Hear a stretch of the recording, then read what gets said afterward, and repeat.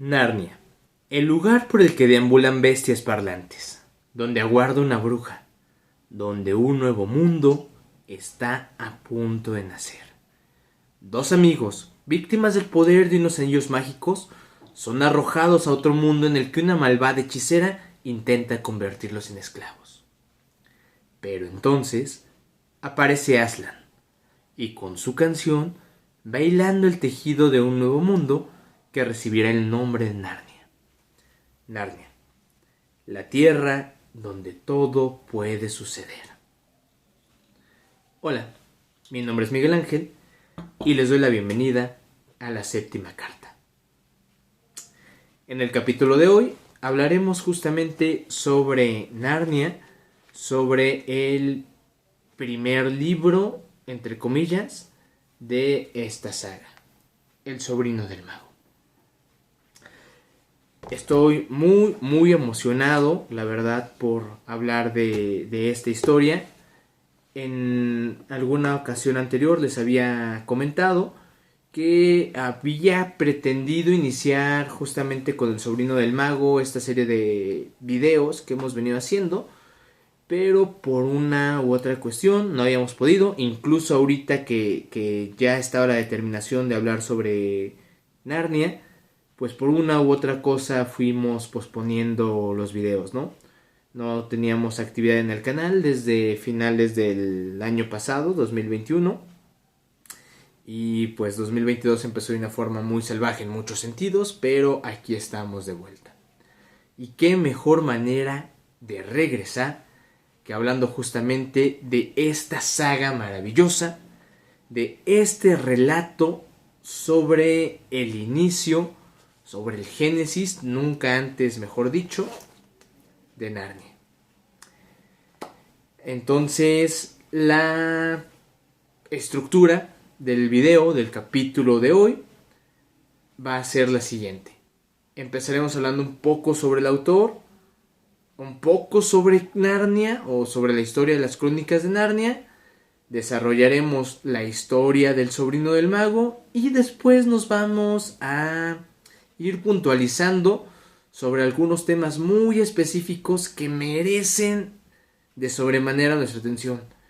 Les decía hace unos momentos que estoy muy emocionado porque en este libro tan ligerito, la verdad es que son 250 páginas, 253 páginas.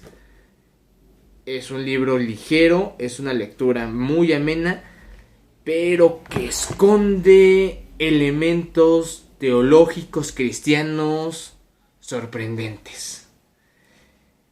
Es maravilloso que una historia para niños tenga estas enseñanzas, que en una primera instancia uno puede leerla y es una historia bonita y punto.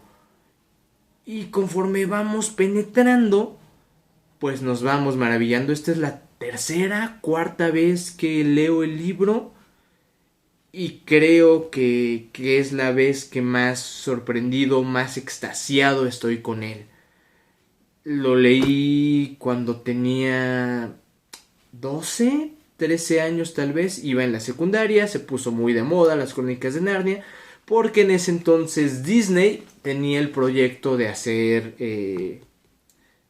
las películas de toda la heptología, y el proyecto más grande fue El león, la bruja y el ropero. Hablaremos de este más adelante. E hicieron una campaña publicitaria enorme, una película que a mi parecer es maravillosa, y a partir de ahí yo empecé a leer los libros, ¿no?, de Narnia.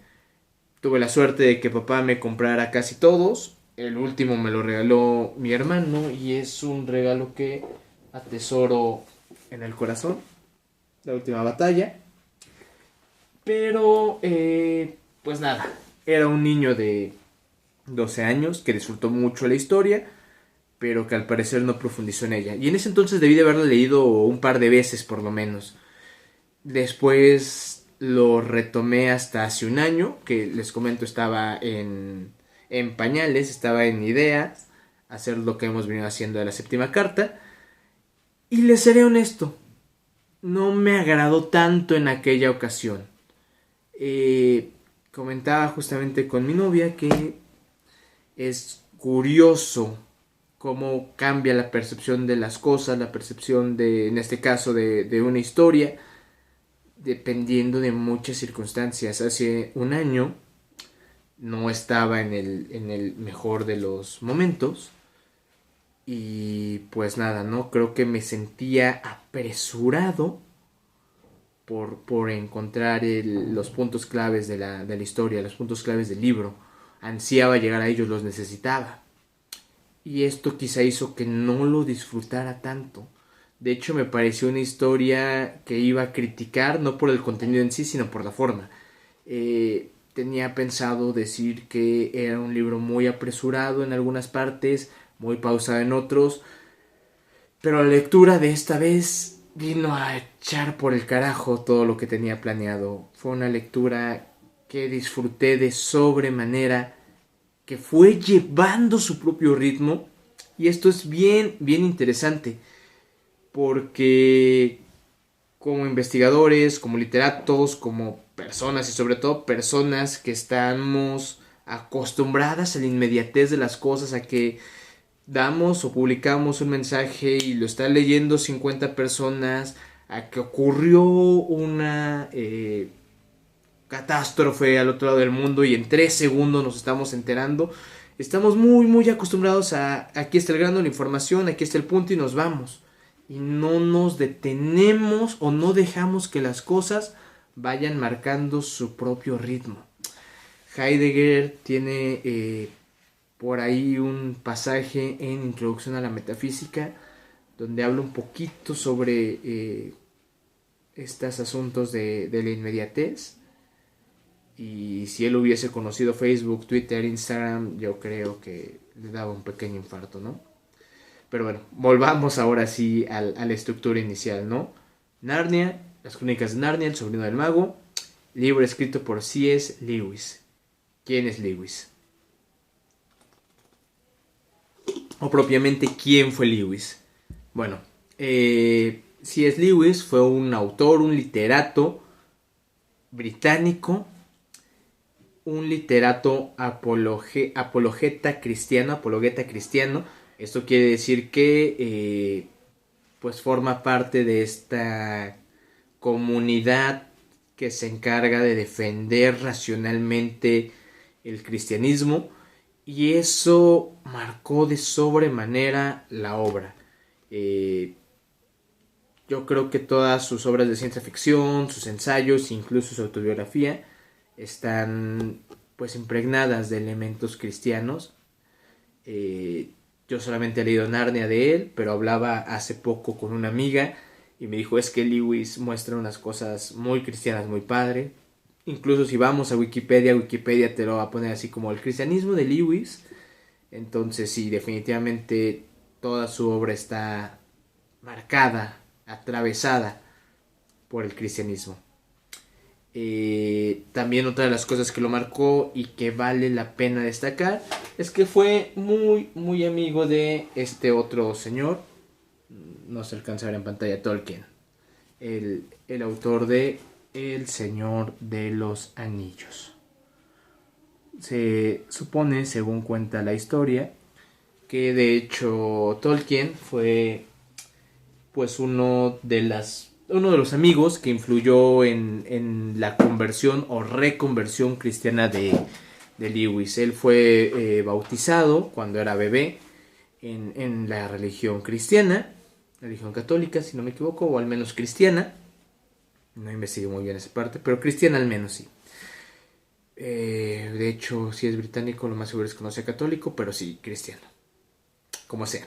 Fue bautizado, después se declaró ateo en su juventud y por influencia de grandes amigos, entre ellos justamente Tolkien, pues se reconvirtió al cristianismo y nos regaló joyitas como las crónicas de Narnia. Ahora, hace un momento decía que es el primer libro, entre comillas. ¿Por qué? Porque fue el penúltimo en ser escrito. Cronológicamente, dentro de la historia, es el primer suceso.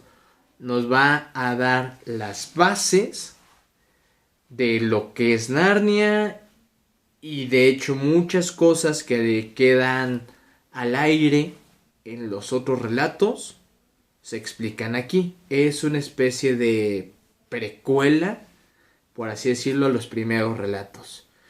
El libro fundamental de Narnia es entonces El león, la bruja y el ropero. Fue el primero en ser escrito, es lo que contiene el punto medular de esta saga, pero como precuela está El sobrino del mago. Y esto es bien importante, ¿por qué? Porque además de que explica pues los cabos sueltos, también es una historia que, si bien es autoconclusiva, queda abierto para darnos el inicio del resto de la saga. Esta es una de las cosas que iba a criticar, digo, cuando hice mi lectura el año pasado. Me parecía en ese entonces que de hecho era un libro que dependía bastante de los otros, en el sentido de que no se sentía tan sólido como libro individual, sino que necesitaba englobarse en su mundo para cobrar mayor sentido. Les repito, la lectura de este año, de esta ocasión, vino a echar al traste esto. La verdad es que ahora lo veo como un libro sólido, como una historia que vale la pena leerse por sí misma. Definitivamente cobra mayor sentido y es más exquisita cuando lo englobas con el resto, pero que si tú nunca has leído Narnia y vas a leer El sobrino del mago, no tienes pierde. De nuevo, si te dejas llevar por el mismo ritmo que se va estableciendo en la historia. Y bueno, ¿cuál es la historia? La historia es sencilla, entre comillas, y la podemos dividir en tres partes. La primera tiene como protagonista, así como leía al inicio, leía lo que viene justamente en la parte trasera del libro. No recuerdo en este momento cómo se le llama a esta, pues a esta especie como de resumen. Pero bueno, la historia es básicamente esta. Son dos niños en Inglaterra, niños de aproximadamente, pues quizá 10 años, 10, sí, como unos 10 años, 10, 11 añitos a lo mucho, quizá un poco menos, 9, 8 a 10, que viven en Londres. ¿En qué época? En la época de Sherlock Holmes. Así de sencillo. Ustedes saben, por lo que hablábamos en el video de las batallas del desierto, que a mí eso me parece hermoso. No situar las cosas en 1800X, sino en una época. En un artículo que salió publicado la semana pasada en el blog de Esquirlas Filosóficas, vayan a seguir Esquirlas Filosóficas, hablaba un poquito sobre el tiempo y les decía eso, ¿no? El tiempo de la ciencia histórica es diferente al tiempo filosófico. No, perdón, el tiempo de la ciencia histórica junto con el tiempo filosófico es diferente al tiempo de las ciencias naturales. El tiempo de las ciencias naturales es cuantificable, está medido en horas, minutos, segundos, lo que queramos, y días, años, etcétera. Y el tiempo filosófico, el tiempo histórico, es más cualitativo, son sucesos significativos, es la significatividad lo que va marcando la temporalidad del ser, del tiempo. En este sentido, pues la historia del sobrino del mago transcurre en la época en la que Sherlock Holmes aún estaba en las calles de Londres. Punto. No necesitamos más detalles.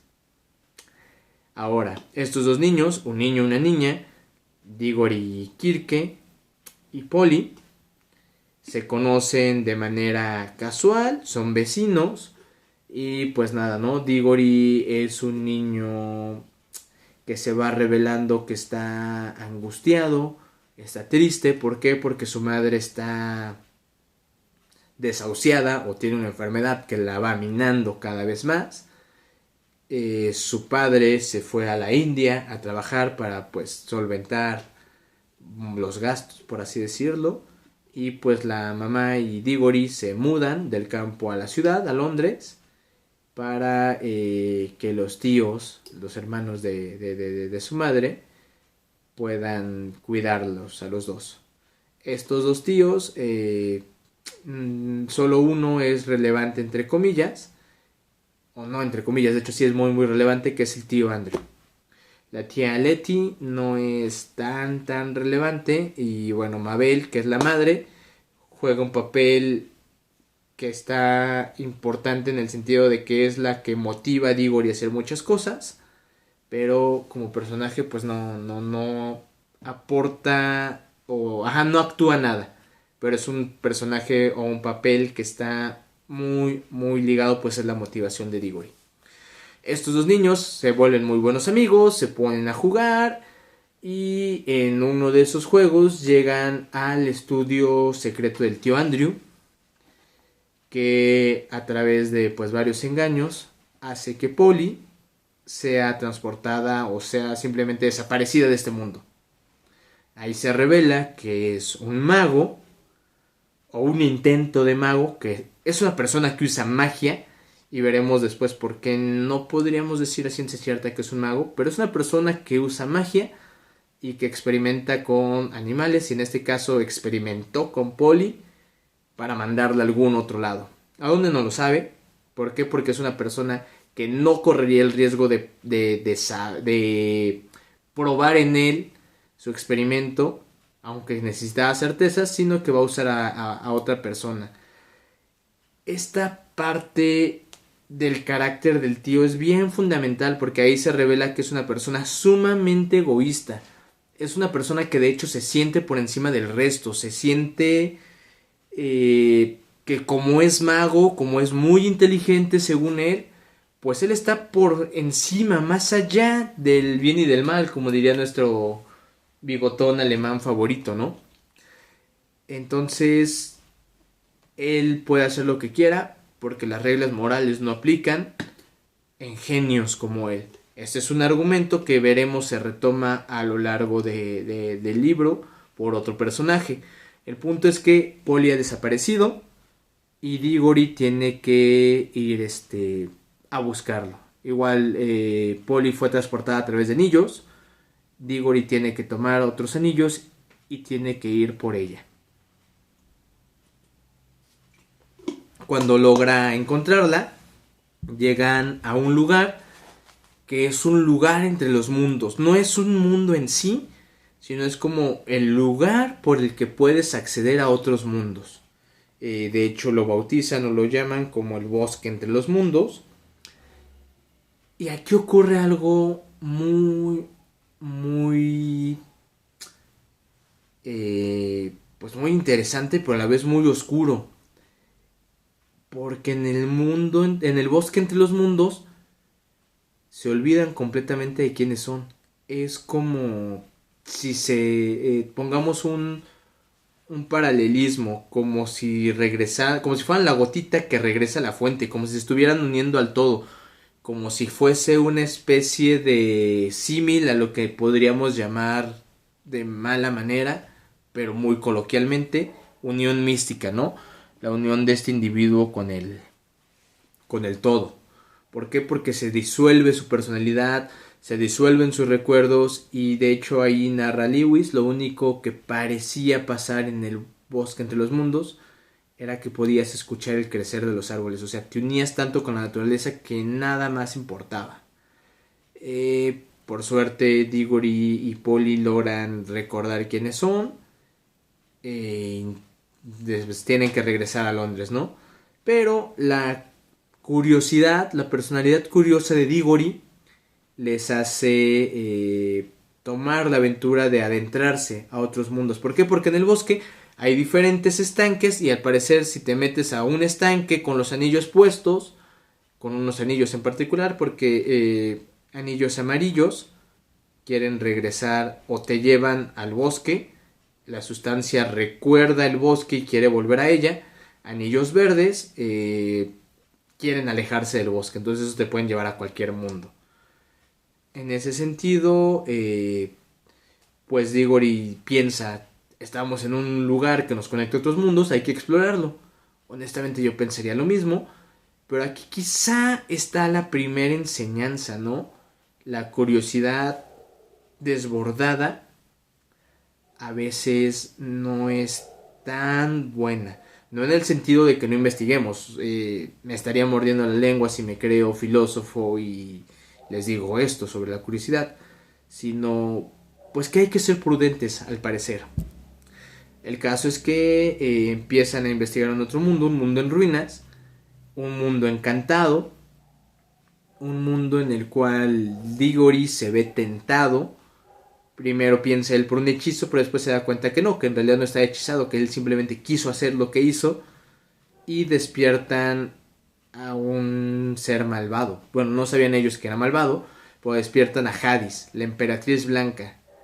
Y Hadis es una bruja. Se va revelando en el transcurso de esos capítulos, pues que en sí Hadis es la que llevó a la ruina al reino de Charn, que es donde se encontraban.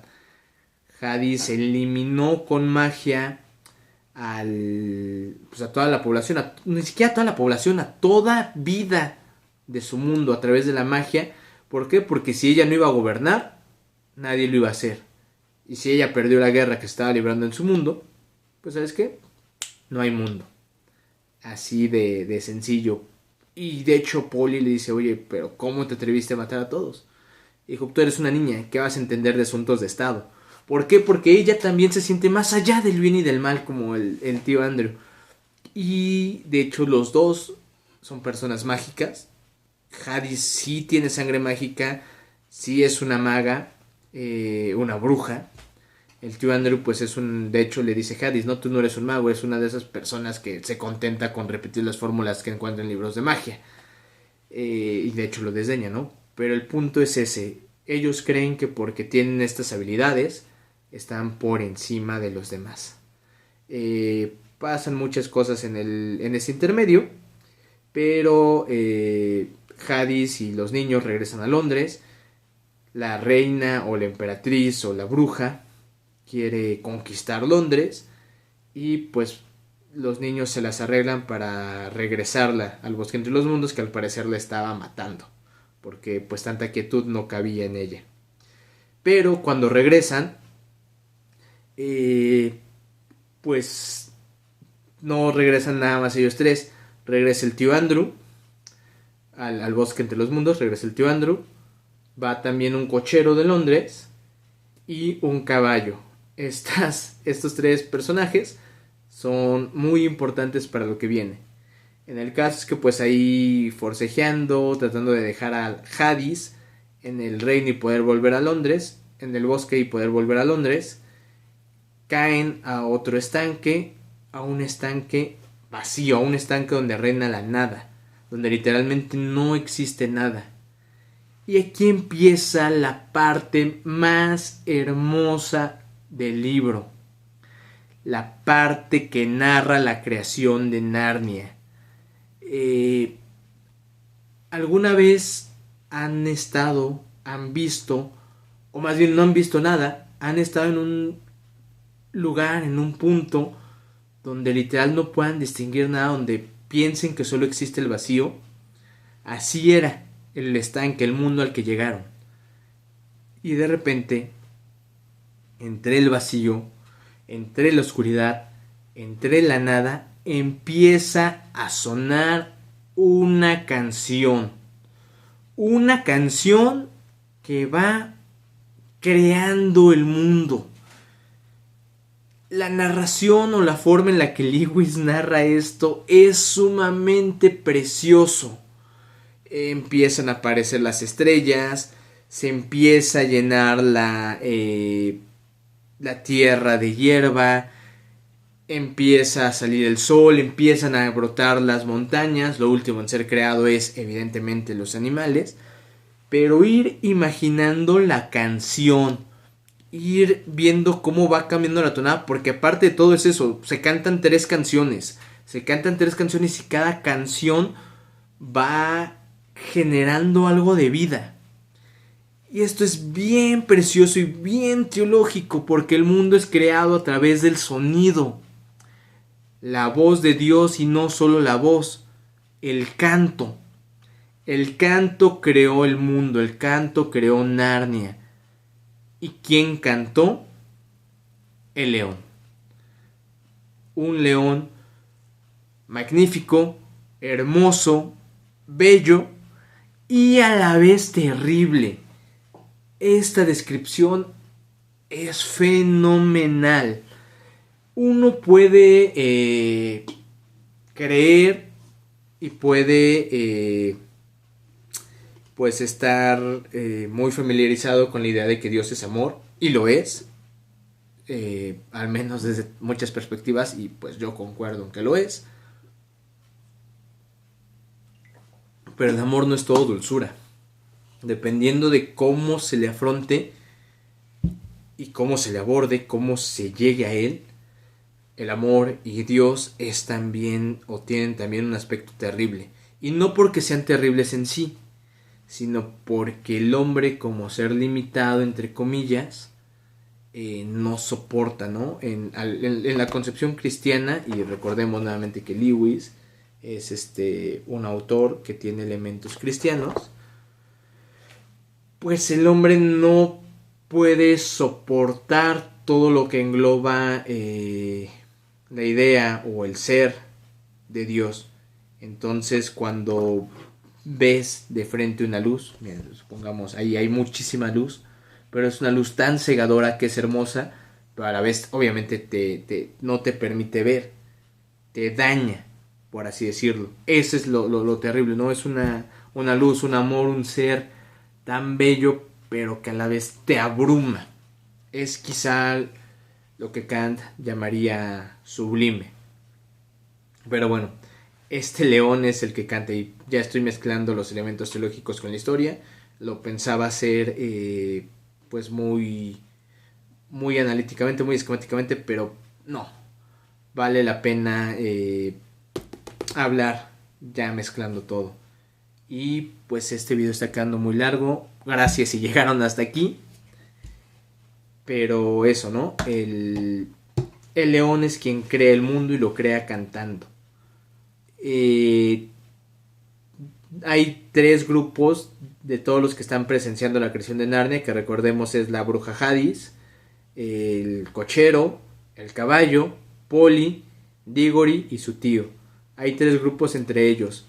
Los primeros son Polly, el cochero, el caballo y Diggory, que escuchan la canción, están fascinados con la canción, y Polly es la única que lo entiende, y no lo entiende a la perfección, pero ella dice que cuando escuchas la canción ves lo que se está creando, y cuando ves lo que se está creando lo entiendes que el león o el mundo se está creando a partir de la mente del león. Otra cuestión bien hermosa. ¿Y el león por qué creó el mundo? Por amor, porque quiso crearlo. Y cuando crea a los animales y les entrega el mundo, simplemente les dice, aquí está. No es que les diga, bueno, aquí está el mundo y los acabo de crear para que me adoren. Aquí está el mundo y tenía la necesidad de crearlos. Los creen amor, y el amor es libertad. No hay necesidad de que nazca Narnia. Y Aslan cantó la canción porque quiso crearlos, porque amó el mundo que iba a ser. El segundo grupo o el segundo tipo de personas es Hadis. Hadis entiende la canción mejor que nadie. Hadis entiende que la canción está creando el mundo y lo detesta porque es una magia más poderosa y más hermosa que la de ella. El tercer grupo o el tercer tipo de personas pues es el tío Andrew. El tío Andrew no entiende o no quiere entender la canción. Él ve al león y dice, el león no puede estar cantando, el león no puede estar creando nada, y se convence a sí mismo de que Aslan solamente ruge, y todo lo que va creando pues tiene un aspecto maligno para él. Hay una frase muy graciosa en el libro que justamente dice que lo malo de intentar ser más idiota o parecer más idiota de lo que uno es que comúnmente se logra, ¿no? Y el tío realmente logra convencerse a sí mismo de todo, o sea, de que el león es malo, de que solo ruge, de que es salvaje, y ve Narnia como un lugar utilitario donde planea, pues, hacerse rico, crear negocios, etcétera, etcétera, ¿no? Porque el suelo de Narnia está rebosante de vida, y pues ven que, por ejemplo, un farol que Hadis traía como arma, o el brazo de un farol, un pedazo de metal, lo avienta al piso tratando, o más bien se lo avienta a Aslan, rebota, cae al piso, y de ahí empiezan a hacer un farol, que de hecho el farol va a ser muy importante en otras historias. Ahorita acá como anécdota de, mira qué bonito, ahí salió el farol, un farolito, no se alcanza a ver, mi lámpara es un farolito. Bueno, queda eso uno para demostrar justamente que el mundo de Narnia estaba rebosante de vida, que podían hacer lo que fuese ahí. ¿Por qué rebosa de vida? Porque aún la voz, el canto de Aslan está resonando con ecos en la tierra, ¿no? Y en el aire. Hadis sale huyendo cuando ve que no puede dañar a Aslan. Aslan sigue cantando, Aslan crea a los animales, les entrega el control de Narnia, porque aparte de todo los vuelve bestias parlantes. ¿Cómo les da el habla? Con su aliento. Díganme ustedes si esto no es teología, si esto no es religión. Dios sopla, bueno, Aslan, que es la representación de Dios, sopla sobre los animales, sobre una pareja de cada animal, y les da la razón, les da el habla. Y con el habla, dice Aslan en algún punto de la historia, viene la justicia, el logos. Y con el habla y la justicia viene también la risa. Esto puede pasar desapercibido, sí, la risa. Pero a mí me parece hermoso porque estoy alargando mucho el video, discúlpenme. Pero cuando yo era pequeño había una canción, había un cantante argentino, Piero, no sé si vive, espero que sí, que tenía un disco infantil, y justamente en uno de ellos critica la idea de Dios como una persona seria, ¿no? Y dice, Dios no está amargado, Dios puede sonreír.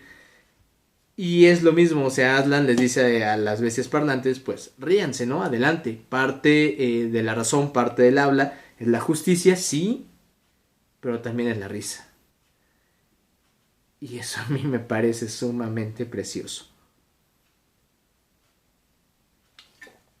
Punto importante igual de la creación, cuando Aslan les da o le entrega Narnia a las bestias parlantes, también dice, me entrego yo mismo a ustedes. Parte de la religión cristiana es eso. Dios, cuando crea el mundo, se entrega a sus creaciones, ¿no? Todo esto va a llevar en el Nuevo Testamento a la pasión y crucifixión y resurrección de la figura de Cristo. Aquí en esta historia no viene todavía eso. Lo veremos quizá si hablamos en algún momento de León, la Bruja y el Ropero. Pero desde ahorita, desde el Génesis, desde la creación, Aslan les dice, yo me entrego a ustedes. Maravilloso. Pues ya no. Diggory tiene la idea de que solamente con magia o con la fruta del país de la juventud, porque escucha eso en una conversación de adultos, punto súper importante que había olvidado. Durante todo el libro se va haciendo el contraste entre adultos, niños, y pues los adultos no son tan divertidos, no creen en las cosas, y cuando yo era niño decía, qué gracioso, ¿no? Los adultos. Ahora como intento de adulto digo, chin, sí somos un poquito así. Y esto va a cobrar relevancia en el resto de las historias. ¿Por qué? Porque solamente los niños pueden ir a Narnia. ¿Por qué? Porque son puros y porque creen. Habrá quizá que ser más niños de lo que queremos, ¿no? Pues eso, ¿no?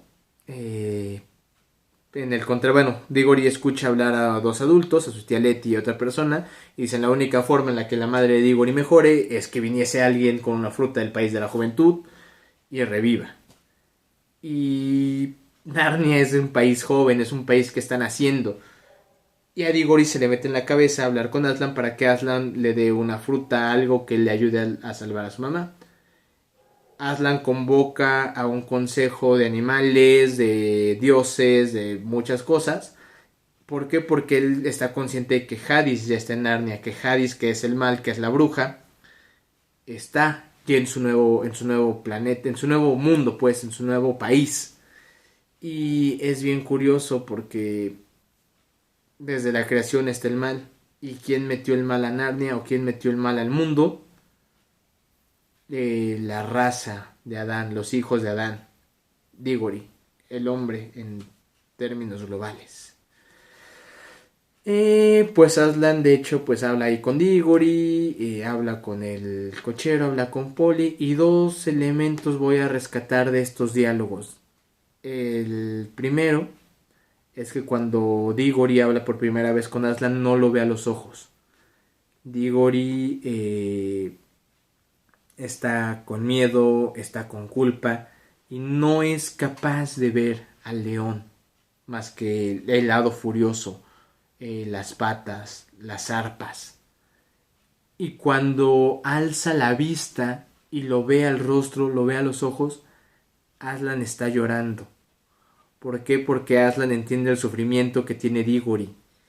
Y de hecho le dice, nadie te entiende como yo.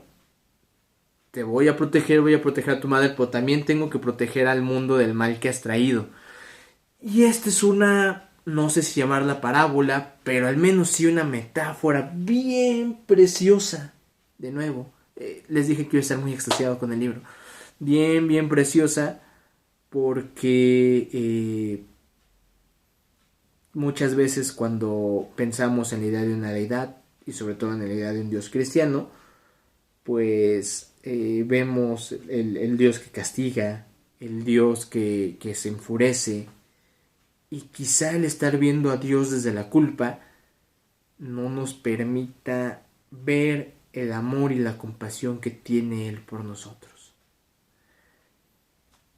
El segundo diálogo que rescato de estos capítulos es el que tiene Aslan con el cochero cuando le dice, hijo mío, tú me conoces, y el cochero le dice, no te conozco propiamente, pero ahora que lo mencionas tengo la idea y no sé por qué de que te conozco o de que nos conocemos. Realmente en el día a día tenemos nociones que nos pueden llevar hacia lo divino, si las sabemos interpretar. Está Santo Tomás, San Anselmo y todas las vías para conocer a Dios. Y bueno, ahorita me estoy quedando en el cristianismo porque es de la teoría o de la religión más bien, de la tradición que abreva nuestro autor y en la cual estoy actualmente pues practicando. Pero hay otras religiones que también nos pueden mostrar algunos de estos elementos, ¿no? Quizá en algún otro punto hablemos de ellas. Bueno, en el día a día podemos conocer a Dios, aunque no lo conozcamos propiamente. ¿Por qué? Porque de nuevo no podemos hacerlo absoluto, no podemos conocerlo. Y sin embargo, tenemos ya una idea de Él. Y la otra interpretación también de este pasaje es que podemos y debemos intentar reconocer lo divino, intentar reconocer la deidad en todo y sobre todo en el otro. Y tan es el conocimiento del cochero que Aslan lo convierte en el rey de Narnia. Manda a llamar con una nueva canción a la esposa del cochero y se convierten en los primeros reyes de Narnia. Elemento cristiano otra vez, elemento teológico, Dios es quien creó, Aslan es quien creó y Aslan es el que instaura a los gobernantes. Ya estamos a punto de terminar también la historia, porque ahora solamente queda ver qué se puede hacer con Hades, ¿no? Con la emperatriz que ahora está con el mal que llegó al nuevo país. El encargado de remediarlo es Diggory. ¿Cómo? Recolectando una fruta, la fruta de la vida. Aquí hay algo que aún no logro interpretar bien y me parece también precioso eso. Bueno, la historia te va llevando al árbol de la vida porque es lo que necesita la madre. Pero recordemos que en el centro del jardín del Edén está el árbol de la vida y el árbol de la ciencia, la que lleva el bien y el mal. Y pues ese árbol, o el fruto de ese árbol, es el que come Eva en el Antiguo Testamento. Y Kafka nos cuenta, o más bien nos pregunta en uno de sus aforismos, del que están compilados en los aforismos de Sorao. Él se pregunta a sí mismo y nos pregunta tal vez que qué hubiese pasado si el hombre comiese del árbol de la... comiese la fruta del árbol de la vida y no del conocimiento. Quizá ahí Lewis nos está dando su respuesta. En fin, Diggory tiene que ir a buscar con ayuda de Polly, con ayuda del caballo que ahora se convierte en Pegaso y deja su nombre antiguo de Fresón para convertirse en alado. Elemento teológico número N. El nombre tiene que ver con la esencia de las personas y por eso Aslan renombra al cochero y a su esposa. Por eso renombra al caballo cuando lo convierte en Pegaso y por eso le da la tarea al rey de que nombre las cosas en Narnia, de que las gobierne a través de la palabra y a través del nombre. Teología pura. Bueno, Diggory va a conseguir la fruta, se encuentra la reina está comiendo este fruto, Hades, la reina Hades, la emperatriz, la bruja malvada, y se llena de vida, se llena de poder y tienta nuevamente a Diggory. Y dice, ¿sabes qué? Vete de aquí, el león no tiene por qué enterarse y pues vámonos, gobernemos tú y yo Narnia, comete la fruta o regresemos, salva a tu mamá y gobernamos la tierra. Diggory pues en esta ocasión no cae en la tentación, regresa con Aslan, siembran este fruto y de ese árbol que van a hacer es el que se va a encargar de proteger Narnia durante muchos años. Esto es importante en la historia porque Diggory se lleva una manzana de ese árbol, Aslan se la da, no la robó como Hades. Hades por eso es condenada, si bien a tener vida eterna, también a sufrir, a no tener lo que más desea. Y pues Diggory en este caso, como Aslan le entrega la manzana o le dice córtala, pues no va a tener sufrimiento. Con esta manzana de hecho llega a curar a su madre. Cuando siembran la manzana nace un árbol y de ese árbol nacerá en algún punto o se creará en algún punto el armario que da el título al león, la bruja y el armario. Dos enseñanzas antes de terminarla, antes de terminar la historia, porque pues ya salvaron a Narnia por un tiempo. Aslan los regresa a la tierra, van a vivir felices, pero antes de eso los lleva al bosque entre los mundos y les indica, miren, Sharn, el lugar de donde sacaron a la bruja, ya no existe. Y Polly le dice, pero nosotros no somos tan malvados, no vamos a desaparecer, ¿o sí? Y le dijo, no lo son todavía, pero puede que llegue el día en el que ustedes mismos aniquilen el mundo. Y nuevamente, ¿por qué? Porque son los hombres los que terminan el mundo, no es Dios quien lo aniquila. Y pues nada, ¿no? La historia autoconcluye así. Pues salvan Narnia, se fundó Narnia, los niños regresan al mundo, salvan a la mamá de Diggory, dan pie a las nuevas historias. El tío Andrew pues no tuvo mayor relevancia porque pues las bestias o todo Narnia le pareció a él horrible Aslan de hecho siente compasión por él porque dice, te has autoengañado a ti mismo de todo lo que te puede hacer bien, que ya lo único que puedes hacer es dormir para irte tranquilo.